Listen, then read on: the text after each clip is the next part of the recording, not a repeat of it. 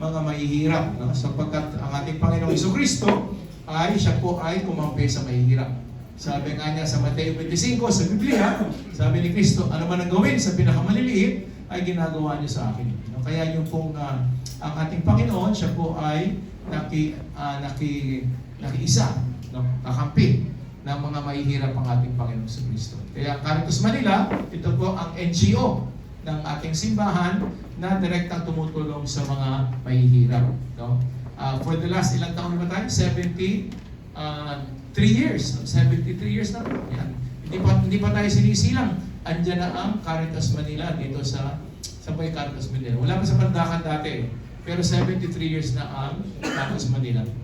Malapit na kayo 75 years eh. Yung ating Diamond 2028. No? Kaya handa tayong tumulong. Ulang-ulang, meron tayong scholarship, mahalaga. Tayo po ay nagpapaaral sa kolehiyo, tsaka poktek. No? Pwede rin tayo magpaaral sa mga anak nyo.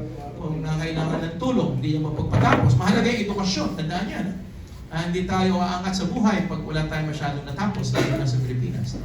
Kaya kung meron kayong mga gustong mag-aral ng kolehiyo, poktek, makakatulong ng Caritas dyan. Meron tayong 5,000 na pinag-aaral ng kolehiyo sa buong Pilipinas. Pati Muslim, pinag-aaral na natin sa Lamarayko.